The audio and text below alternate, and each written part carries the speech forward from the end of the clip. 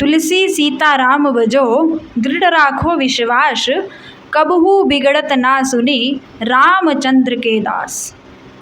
ये शब्द आप सभी ने कई बार सुने होंगे। इसी से जुड़ा एक प्रसंग जिस पर हम चर्चा करते हैं। एक गांव में काफ़ी समय तक वर्षा नहीं हुई, चारों ओर सूखा पड़ गया।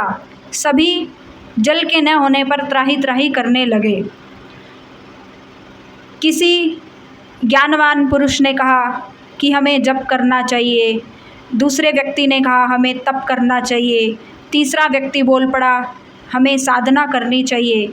सभी ने अपने अपने मतानुसार सभी उपाय कर लिए, तब भी वर्षा नहीं हुई। तो उसके बावजूद एक गांव के बुजुर्ग सदस्य कहने लगे, क्यों ना जो गांव के पास भगवान शंकर का मंदिर है, भगवान शंकर करुणा के अवतार हैं, कर्पूर गौरम करुणावतारम, संसार सारम भुजगेंद्रहारम, सदा वसंतम हृदयारविंदे, भवम भवानी सहितम नमामि। भगवान शंकर करुणा के अवतार हैं और सावन मास चल रहा है। तो पवित्र सावन मास के अवसर पर भगवान शंकर के मंदिर में हमें आराधना करनी चाहिए, भगवान शंकर का पूजन करना चाहिए। ये सुनकर सभी गांव वाले सोचने लगे, हमने सभी उपाय तो कर लिए परंतु उसका कोई फल नहीं मिला, तो क्यों ना इन बुजुर्ग का भी कहा माना जाए और भगवान शंकर की आराधना की जाए।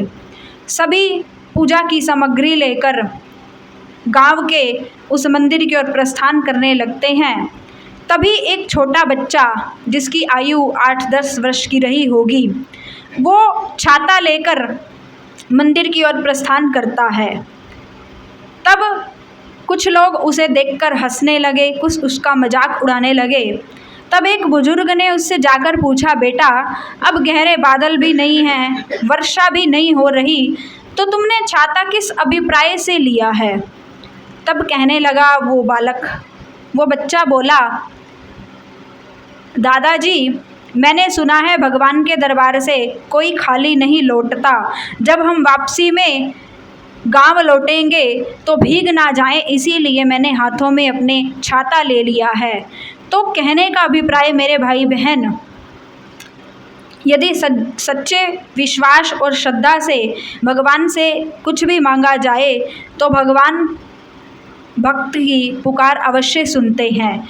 इसी विश्वास के साथ जैसे ही गांव वालों ने भगवान शंकर के मंदिर में पूजा अर्चना की और वापस लौटने को तैयार हुए, तब क्या देखते हैं, एकदम से गहरे बादल छा गए और जोरदार वर्षा होनी प्रारंभ हो गई।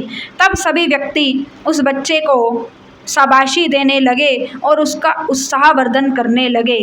ये प्रसंग कहने का अभिप्राय इतना ही है कि जैसे उस बच्चे के मन में श्रद्धा और विश्वास था कि भगवान से जो भी कुछ मांगा जाए तो वो सच्चे मन से मांगने पर भगवान अवश्य देते हैं, ठीक हमारे मन में भी इसी प्रकार की श्रद्धा और विश्वास अवश्य होना चाहिए।